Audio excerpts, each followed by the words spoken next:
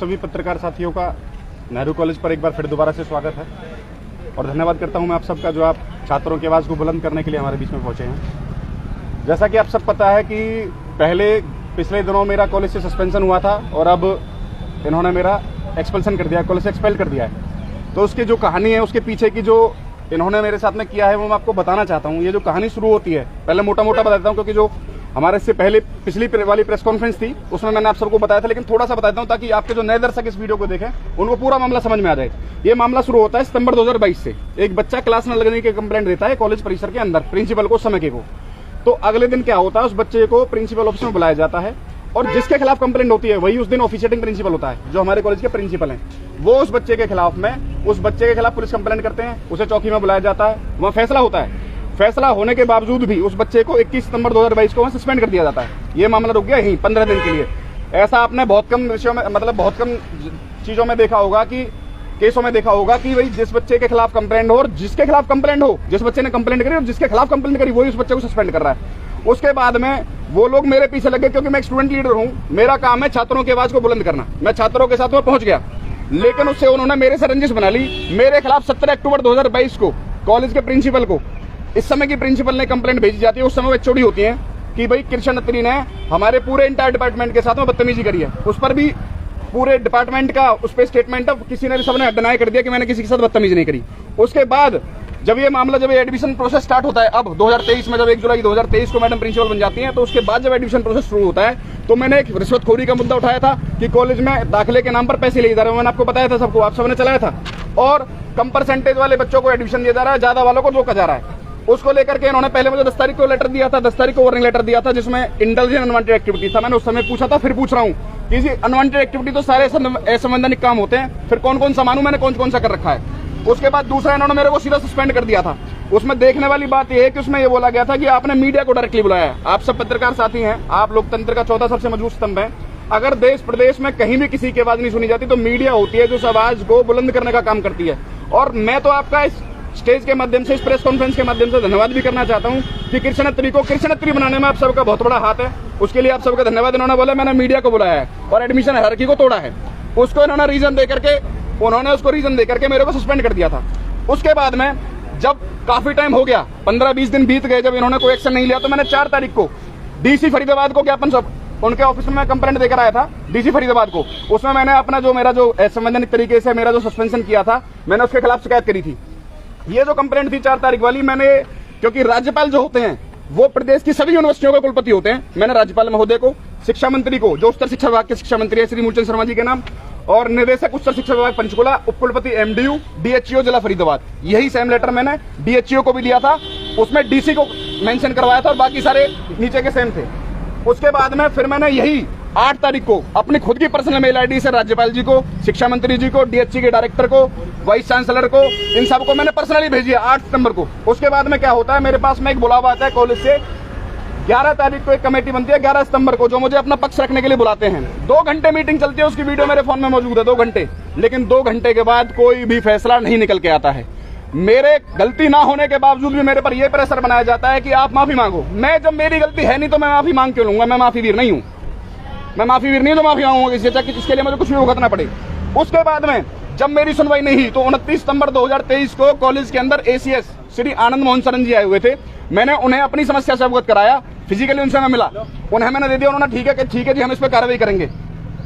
जब इस पर कोई कार्रवाई नहीं हुई तो 3 तारीख को मैंने फिर दोबारा से डीएचईओ को बोला। मैंने कहा जी मेरे को आज सस्पेंड हुए लगभग जब जिस दिन 3 अक्टूबर को मैंने दी थी, तो उस दिन मुझे 41 दिन हो चुके थे लगभग। तो मैंने कहा जी मेरे को इतने दिन हो चुके हैं, अब तक कुछ नहीं हुआ है, आप कोई कमेटी बनवाओ ताकि मेरा फैसला ले सकें। ये तो फैसला नहीं ले पा रहे कॉलेज वाले। तो और जिस कॉलेज के प्रिंसिपल के खिलाफ मैं कंप्लेंट कर रहा हूँ, उस कॉलेज के एम्प्लॉय कैसे मेरे साथ चले जाएंगे? आपको लगता है कि वो प्रिंसिपल के खिलाफ जाएंगे? बिल्कुल नहीं आ सकते।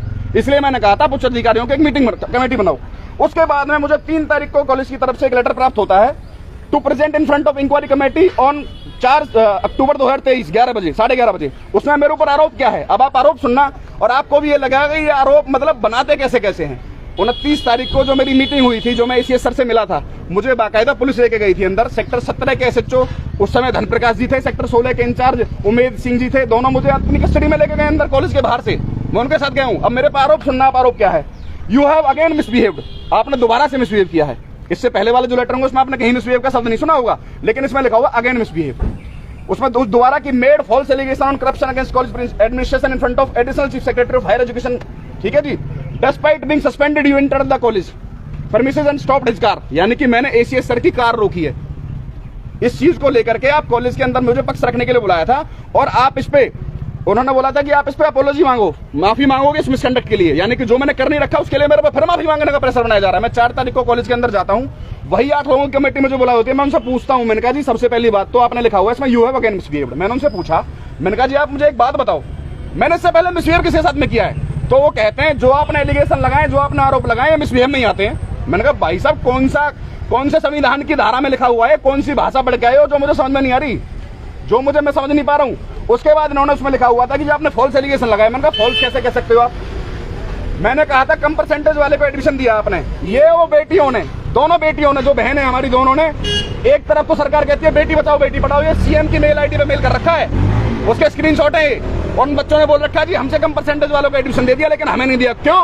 क्योंकि वो कृष्णत्री के माध्यम से गए थे। क्यों? क्योंकि उन्होंने 17 सितंबर को जब कॉलेज में अंदर तीज मनाई जा रही थी, मैंने जब भी कहा था, फिर दोबारा कह रहा हूं कि मैं तीज मनाने के खिलाफ ना आज था, न तब था और ना आगे रहूंगा। ऐसी एक्टिविटी होनी चाहिए लेकिन एडमिशन प्रोसेस उससे बाधित नहीं होना चाहिए। उस दिन नहीं हुआ, उस बच्चे ने बाहर करके सच्चाई बोली, इस कारण उस बच्ची को एडमिशन नहीं दिया। उस बच्ची ने कंप्लेंट कर रखी है सीएम को। एक तरफ तो बेटी बचाओ बेटी पढ़ाओ, एक तरफ बेटियों को पढ़ाने का काम खुद सरकार नहीं कर रही है। सरकारी कॉलेज तो है ही, क्यों नहीं करवाते इस पे इन्वेस्टिगेशन? किस लिए नहीं करवा रहे? उसके बाद में जब 3 को इन्होंने कर दिया, जब मैंने इनसे माफी नहीं मांगी है, तो फिर मेरे पास 6 को एक लेटर आता है। 6 वाले लेटर में आप देखेंगे कि जी मैंने इसमें जो लिखा हुआ है कि 21 तारीख को आपको सस्पेंड किया गया था, उसके बाद आप लगातार उल्लंघन करते रहे और नेफरियस एक्टिविटीज में जिसने आपके कॉलेज का एटमॉस्फेयर खराब किया। पहला नंबर पॉइंट दिया गया था मुझे। दूसरा पॉइंट दिया गया था मैंने डेरोगेटरी वर्ड यूज किए हैं प्रिंसिपल के खिलाफ, जो कि बहुत पनिशेबल है। उसके बाद तीसरा लिखा हुआ है कि मैं आउटसाइडर लेके गया हूं कॉलेज के अंदर, जिससे कि मतलब कॉलेज का जो इमेज है वो खराब हुई है। चौथा लिखा हुआ है कि मुझे 3 हियरिंग दी गई है, 3 हियरिंग दी गई है, जबकि मेरे पास 2 का लेटर है जो इन्होंने मुझे भेजा। तीसरी पता नहीं इन्होंने किस हवा में कर ली, मुझे नहीं पता किसके साथ करी है, कौन कृष्णत्री बुलाया था मुझे नहीं पता उसके बारे में।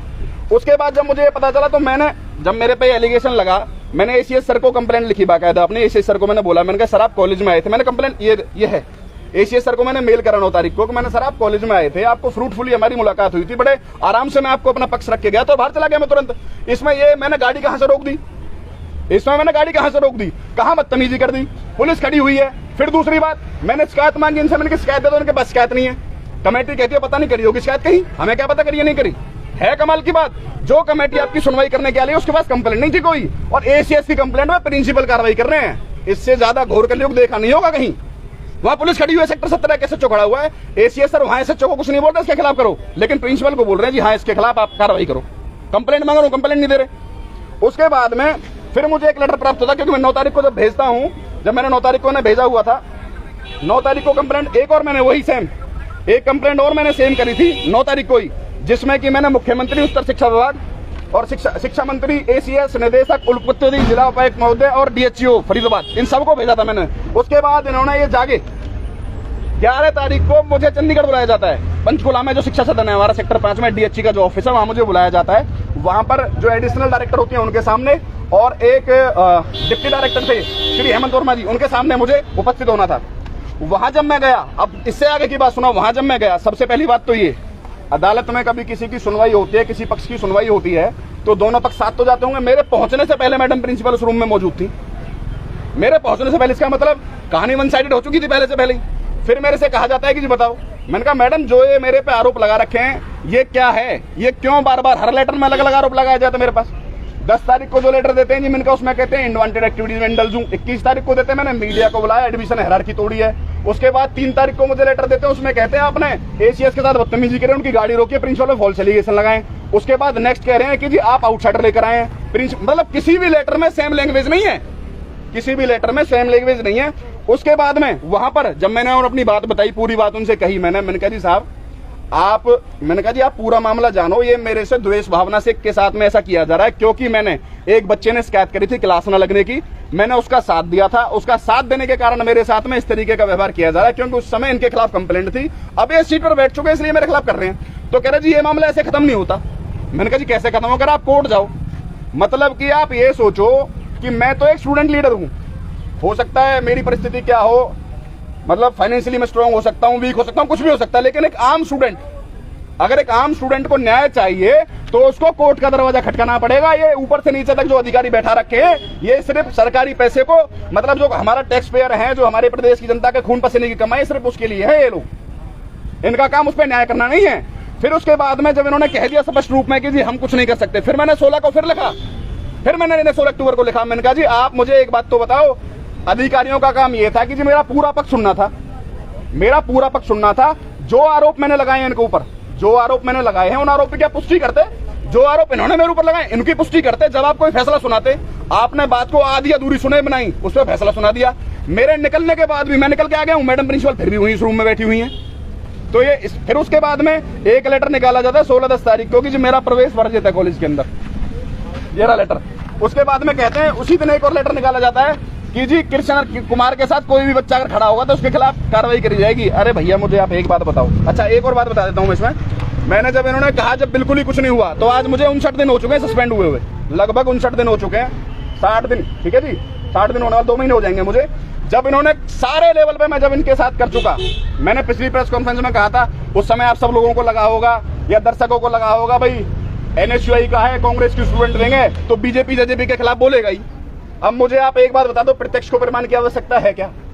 60 दिन में मैंने कौन सा लेवल है जिसपे कंप्लेंट नहीं करी? कोई अधिकारी मैंने छोड़ा हो जो इन पे एक्शन ले सकता हो? DHO से लेकर के चंडीगढ़ तक मैं गया। जब इनके इशारे पर नहीं है तो फिर क्यों कार्रवाई नहीं करवाते? उन बेटियों ने, जो उन बहनों ने बेटी बचाओ बेटी पढ़ाओ का सरकार नारा देती है, क्यों उनके खिलाफ फिर इन्होंने एक्शन नहीं लिया? जब उन बेटियों ने इनके खिलाफ आरोप लगाए थे, इन पे कहा था, क्यों उसकी पुष्टि नहीं करवाई? क्यों अधिकारी कोई जांच नहीं बैठाई? कॉलेज के जो कर्मचारी हैं वो कॉलेज प्रिंसिपल के खिलाफ मुझे बता दो, कोई बोल जाता तो मुझे बताओ, कोई बोल जाएगा अपने प्रिंसिपल के खिलाफ? फिर जब इन्होंने बिल्कुल कुछ नहीं किया तो फिर मैंने मंडे को, इन्हें जो अभी रिसेंट मंडे गया है, लीगल नोटिस भेजा अपनी तरफ से, लीगल नोटिस भेजा है और अब कोर्ट की कार्रवाई है। जबकि हमने आज से पहले ये देखा था कि भाई जब भी कभी कोई ऐसा मामला होता है, कोई हीनेस से हीनेस क्राइम कर देता है ना, उसे जेल से लाया जाता है एग्जाम दिलवाने के लिए, एग्जाम दिलवाने के लिए लाया जाता है। मैं तो एक स्टूडेंट लीडर हूं, मुझे एग्जाम देने से रोका जा रहा है, मुझे कॉलेज से बर्खास्त किया जा रहा है। क्यों? क्योंकि मैं इनके आराम को हराम कर रहा हूं। क्यों? क्योंकि मैं इनके भ्रष्टाचार के खिलाफ बोल रहा हूं। क्यों? क्योंकि मैं इस रिश्वतखोरी के खिलाफ बोल रहा हूं। खुद मैडम प्रिंसिपल ने मीडिया में आकर के कहा जी 7,000 रुपए मैंने दिलवाए। मैंने पिछली वीडियो में बोला था और मैंने फिर कहा था, मैंने कहा इस बच्चे ने 16 बच्चों से पैसे ले रखे हैं, इसको पता तो चले किससे ले रखे हैं किससे नहीं ले रखे। आप जहां कह रहे हो जी मैंने फॉल्स एलिगेशन लगाए, फॉल्स कहां से हो गए जब मैडम प्रिंसिपल खुद कह रही है इस बात को आकर के। दूसरा आरोप था कम परसेंटेज वाला, इन जो बहनों ने, हमारी बेटियों ने, इन्होंने जो लगा रखे हैं, जो मेल कर रखे हैं अपनी परसेंटेज के साथ, अपने नंबर सब लिख रखे हैं इन बच्चियों ने। इसमें ये रहा परसेंटेज लिख रखी है, नंबर लिख रखा है, सारी चीज, अपना फॉर्म नंबर दे रखा है, फॉर्म नंबर तक दे रखा है। ये झूठी है कंप्लेंट सारी, मतलब सारे लोग झूठे, आप लोग सच्चे हो खाली। तो ऐसा तो पॉसिबल नहीं हो सकता ना, ऐसा पॉसिबल नहीं हो सकता। अब आपका, मेरे तो यही मुद्दा था, अब आपका कोई सवाल है तो यानी कि अगर अब हायर एजुकेशन से आप संतुष्ट नहीं हुए, आपकी सुनवाई नहीं हुई, अब आपने मतलब कोर्ट का दरवाजा खटका दिया। देखिए जब मेरे पास कोई रास्ता बचा ही नहीं, मैं क्या करता? मैंने आपके सामने अपनी पूरी डेट वाइज मैंने आपको अपनी पूरी डायरी दिखाई कि मैंने कहाँ कहाँ कंप्लेंट करी। DHO हमारे फरीदाबाद के जिला अधिकारियों के, जो हमारे जिले के कॉलेज होते हैं उनके ऊपर DHO अधिकारी होता है, फिर DC साहब होते हैं, DC साहब से ऊपर जिस यूनिवर्सिटी के अंदर हमारा कॉलेज आता है वो कुलपति हो गए। उसके बाद में हम DHC के अंदर आते हैं, DHC के निदेशक हो गए और ACS साहब हो गए, एडिशनल चीफ सेक्रेटरी जो एजुकेशन के श्री आनंद मोहन शरण जी। उसके बाद उच्चतर शिक्षा विभाग हो गया और उसके बाद सबसे ऊपर हो गए राज्यपाल महोदय। फिर मैंने किसको छोड़ दिया? फिर मैं क्या करूं? आप एक चीज सोचो कि मैं एक स्टूडेंट लीडर हूं, मुझे इतनी परेशानियों से गुजरना पड़ रहा है, तो एक आम स्टूडेंट क्यों इनके खिलाफ बोलेगा? जब मेरे उन्हें दिख जाएगा, जब ये कृष्ण 10-12 साल से छात्र राजनीति कर रहा है, छात्रों के मुद्दे उठा रहा है, जब ये उसी को नहीं बकस रहे तो आपको क्या बक्सेंगे? तो कैसे? आपको बता देना चाहता हूं, बहुत सारे, आज भी बहुत सारे लोग ऐसे हैं जो 11 बजे कॉलेज में एंट्री करते हैं। CCTV कैमरा एक नहीं चल रहा कॉलेज के अंदर, कोई एक आध चल रहा होगा तो उसकी रिकॉर्डिंग बाद में गायब कर दी जाती है। 11 बजे आते हैं, 12 बजे आते हैं, 2 बजे अपना आराम से साइन मारे और चले जाते हैं। कृष्ण तो बाहर कर रखा है, अंदर जाएगा तो कंप्लेंट। और दूसरी बात एक और बता देना चाहता हूं मैं आपको, अगर मैं किसी की वीडियो बनाऊंगा तो कुछ नहीं पता क्या आरोप लगा दें, क्या आरोप लगा दें। सरकार को इस ओर देखना चाहिए कि जी मैं NSUI का हूं, इसका मतलब ये तो नहीं हो सकता कि NSUI के सारे पदाधिकारी मतलब झूठे आरोप लगाते होंगे। आप पुष्टि तो करवाओ, कोई जांच तो बैठवाओ, कोई अधिकारी तो बैठाओ जो इस पर जांच करेगा आकर के। लेकिन नहीं, ये इतने सारे लेटर, ये देख रहे हो आप, ये बंडल है पूरा, ये सारे अधिकारियों के इनके आरोप प्रत्यारोप सारे मैंने आपको बताया भी। जितने भी इन्होंने आरोप मेरे ऊपर लगाए, जितने आरोप इन्होंने मेरे ऊपर लगाए, एक भी आरोप ये साबित करके दिखाए मुझे, एक भी आरोप तो मैं मानूं इन्हें। लेकिन नहीं, बस फॉल्स पे फॉल्स, फॉल्स पे फॉल्स। इनका टारगेट था, क्योंकि जब 17 अक्टूबर 2022 को इनकी मंशा मुझे पता चल गई थी, जब इन्होंने मेरे खिलाफ कंप्लेंट दी थी, कीजिए बदतमीजी कर रहा है, कीजिए हमारे साथ बदतमीजी, जबकि आज तक के रिकॉर्ड में मेरे को 10-12 साल हो चुके हैं छात्र राजनीति करते करते, मेरे खिलाफ सिंगल कंप्लेंट ना तो थाने में ना प्रिंसिपल ऑफिस में। अगर इनके पास है तो मुझे दिखा दो, इनके पास कोई भी कंप्लेंट हो मेरे खिलाफ तो मुझे दिखा दो, मैं मान जाऊंगा। मैडम, जो आपके ऊपर आरोप लगा रही हैं कि आपने गाड़ी रोकी है, इस तरह से बदतमीजी करी है, क्या किसी तरह का रिकॉर्ड है उनके पास? कोई रिकॉर्डिंग? मैडम मैंने तो पूछा है, मैंने तो रिकॉर्डिंग नहीं, मैंने तो शिकायत ही मांगी उनसे। मैंने कहा जी आप मुझे शिकायत ही दे दो, चलो वीडियो मत दिखाओ, आप शिकायत ही दे दो। मैडम उस फोटो में जो मेरे पास में है ना, उसमें फोटो में जब मैं अंदर गया था उनके पास में, तो वो फोटो है, मैं आपको एक ही सेकंड में दिखा देता हूँ फोटो। जब मैं अंदर गया था तो अंदर जाने के बाद में फोटो खिंचे बाकायदा, उसमें पुलिस वाले आपको स्पष्ट दिख जाएंगे कि उसमें पुलिस वाले भी मौजूद है मेरे साथ में, लेकिन नहीं, ये देखो बड़े फ्रूटफुली मुलाकात हो रही है, देखो ये देखो, ये देखो, ये देखो, बड़ा फ्रूटफुल, ये खड़े हो, ये सच्चो खड़े हो दिख रहे हैं फोटो में, बड़े आराम से बात कर रहा हूँ, बड़े आराम से एप्लीकेशन देख रहा हूँ। लेकिन इनका टारगेट सिर्फ और सिर्फ एक ही था कि भाई कैसे भी करके इसको किसी ना किसी तरीके से। भैया एक बात बताओ मुझे, आप सब लोग, आपके दर्शकों से भी मैं पूछना चाहता हूँ, जिस चीज की मेरी गलती ना हो मैं उसमें माफी कैसे मांग लूंगा? आप मुझे ये बात बताओ। ये कहते जी आपने जो मिसकंडक्ट किया उसके लिए माफी मांगो, बिल्कुल नहीं माफी मांगता, उसका हर्जाना मुझे पता है, भुगत रहा हूँ। मैं कहता हूँ अगर मुझे जेल भी जाना पड़ेगा तो मैं जेल जाने के लिए भी तैयार हूँ, लेकिन मेरी एक ही डिमांड है कि जो भी आरोप, जो भी भ्रष्टाचार इस कॉलेज के अंदर हुआ है उस पर कार्रवाई हो। आप मेरे साथ कुछ भी करो, मुझे कोई फर्क नहीं पड़ता उस चीज से, आप करो, कोई दिक्कत वाली बात नहीं, मेरे आप दबाव नहीं दबा सकते। बच्चों को कह रहे कृष्ण अत्तरी के साथ प्रदर्शन में मत जाना, कृष्ण अत्तरी के खिलाफ किया भी आपने, किसी मेरे बच्चे को हाथ लगा के दिखा दो।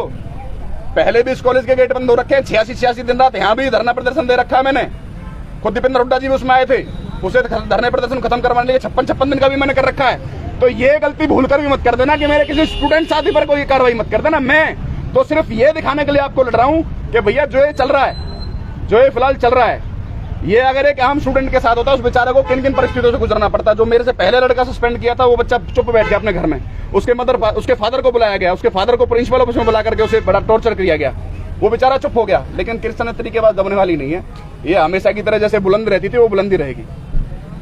आपको 3 मौके दिए थे हियरिंग के, आपके? नहीं, झूठ, बिल्कुल झूठ। सबसे पहले मेरे को वार्निंग लेटर दिया गया 10 तारीख को, उसमें कुछ भी क्लियर नहीं था, ये नहीं बताया गया कि जी आपने किया क्या है। 31 तारीख को सीधा सस्पेंड किया गया था मुझे उठा करके, मुझे तो कोई लेटर नहीं है इनका, इनके पास में कोई भी प्रूफ हो जो इन्होंने मुझे दोबारा बुलाया हो। और बता देता हूँ मैं इनकी, जो इनकी चालाकी बताता हूँ मैं आपको। पहले क्या करते थे, एक लेटर मुझे बाई हैंड देते थे, जो मुझे लेटर बाई हैंड देते थे उसी लेटर को मेल करते थे। लेकिन दोबारा में इन्होंने क्या करा, जिसकी लेटर की बात कर रहे हैं ना, वो लेटर मुझे अंदर दिखाया गया था, फाइल में लगा रखा था। कहते कि आपको 18 तारीख को बुलाया गया था, 18 तारीख को आपको अंदर बुलाया गया था। मैंने कहा जी ये लेटर है कहाँ? कह रहा आपको मेल किया होगा। मैंने कहा जी मेरी मेल आईडी चेक कर लो। कह रहा आपने डिलीट कर दिया होगा। मैंने कहा जी आपकी पे तो होगा, मैं आपकी में थोड़ी डिलीट कर जाऊंगा आके। उसका कोई जवाब ही नहीं है। 2 हियरिंग जरूर हुई है, 2 हियरिंग में जो मैंने आरोप लगाए, जो भी मैं चीज बोली, उस चीज पे किसी ने भी सुनवाई ना करके सिर्फ और सिर्फ क्या करते रहे, वो जो उन्हें कहना था, जो उनका पहले से पहले प्री प्लान था, उसी पे अड़े रहे। जब आप देखो मैं एसीएस को बड़े शांतिपूर्वक तरीके से अपनी डिमांड देता हूं, क्या अधिकारियों के सामने आवाज उठाना भी सरकार में गुनाह हो गया है क्या? मैंने उन्हें अपना तसल्ली पूर्वक अपनी बात बताई, उसके बावजूद उन्होंने उस पर यह लगा दिया मैंने उनकी गाड़ी रोकी है, मिसबिहेव किया है। और कमाल की बात देखो, मैंने एसीएस सर को इसकी कंप्लेंट करी, उन्होंने इस पर कोई एक्शन नहीं लिया। तो इससे स्पष्ट होता है कि जो मैंने पहले कहा था कि मुझे भाजपा जज्बा के सारे पे सस्पेंड किया गया है, वो बात प्रत्यक्ष प्रमाण की आवश्यकता नहीं है। 60 दिन हो चुके हैं, 60 दिन हो जाएंगे कल मुझे, उसमें कोई आवश्यकता तो नहीं है, सारी चीजें आपके सामने है। और ऐसे अगर आप, जो आपके खिलाफ आवाज उठाता है, अगर आप ऐसे चीजों को दबाने की कोशिश करते रहोगे, क्या ये जायज है? इसका जवाब देंगे, लेकिन उसके लिए चुनावी समय आने की बात है, जवाब देंगे, 100% मुंहतोड़ जवाब देंगे। ये छात्र संघ चुनाव से पहले जो विपक्षी छात्र संघ है जी, संगठन है जी, उनको दबाने की कोई राजनीति है क्या? आपके देखो प्रत्यक्ष प्रमाण की आवश्यकता नहीं है, ये तो कोशिश नहीं, स्पष्ट दिख रहा सबको, सबके सामने है। चुनावी घोषणा पत्र में दुनिया भर के वायदे कर दिए, चुनावी घोषणा पत्र में दुनिया भर के वायदे करे, उन वायदों में क्या किया इन्होंने? एक भी वायदा पूरा हो तो मुझे बता दो। छात्र संघ चुनाव बहाल करने की इनकी डिमांड थी, इन्होंने बोला था, अपने घोषणा पत्र में बोला था, हर एक जिले में यूनिवर्सिटी देने का वायदा किया था। आज भी हमारे पलवल और फरीदाबाद के बच्चे 100-120 किलोमीटर, 150 किलोमीटर रोहतक के चक्कर काटते हैं। हम वो इस डिमांड को कह रहे हैं कि आपने जो अपने घोषणा पत्र में कर रखा था, 14 वाले में बोली, 19 वाले में बोली, उनको पूरा करके दिखा दो आप। लेकिन नहीं, उन पे इनका ध्यान नहीं है। बस जो इनके खिलाफ बोलता है उसे इन पे दबाने का खिलाफ है, इनकी वाहवाह का करते रहो, इनकी जय जयकार करते हो, उसमें खुश हैं। अगला कदम क्या है? अगला कदम कोर्ट है जी। अब तो मैं सारे कदम उठा चुका, सारे लेवल पे मैंने कार्रवाई करवाई, सारे लेवल पे मैंने आवाज उठाई, लेकिन नहीं हुआ कुछ भी। तो अब मैं कोर्ट गया हूँ, कोर्ट ही बोला। वहां पर भी अचंभे की बात, आप इसमें यह आश्चर्यजनक बात, डायरेक्टर मैडम का फर्ज ये था कि आप अधिकारी के होने नाते होते हुए मेरी सुनवाई करते। आप जो चीजें मैंने करी थी नहीं कह रहे, वो तो पता। सुनो, एक और बात सुनते हो आप, इसमें एक और बात बताता हूँ। कहती हैं आपकी पिच बहुत तेज है। अरे जिस बच्चे को 56-53 दिन धक्के खाते खाते हो गए, दूसरे आरोप कौन लगाएगा जिसको मुद्दा भटकाना हो? उन्होंने तो कह दिया भाई चंडीगढ़ 350 किलोमीटर मुझे बुलाया, मेरे घर से चंडीगढ़ पंचकुला 350 किलोमीटर दूर पड़ता है। 350 किलोमीटर मुझे ये बोलने के लिए बुलाया था कि जी आप बताओ यहाँ पे क्या है। 350 किलोमीटर बुला के कह रहे हैं आप कोर्ट चले जाओ। अरे इससे अच्छा तो ये था कि जी हम आपकी सुनवाई नहीं कर रहे, मुझे मेल ही कर देते कि आपकी कोई सुनवाई नहीं होगी, आप सीधा चंडीगढ़ चले जाओ, वहाँ कोर्ट ही चले जाओ। मुझे 350 किलोमीटर बुलाने की, ये तो टीए ले लेते हैं, ट्रांसपोर्ट अलाउंस मिल जाता है सबको। मैं स्टूडेंट, मैं कहाँ जाऊंगा? और मेरे जैसा कोई और होगा तो वो कहाँ जाएगा? मेरे जैसा कोई और स्टूडेंट होगा तो वो कहाँ जाएगा? ये सारी बातें हैं। फिर भी लास्ट में मैं एक ही बात कह देता हूँ कि मैं किसी भी लेवल तक दबूंगा ना, चाहे इससे आगे। अभी तो ये इससे ऊपर कुछ नहीं कर सकते मेरे साथ। एक काम और कर सकते हैं जी, किसी दिन आरोप लगा के कोई झूठा आरोप लगा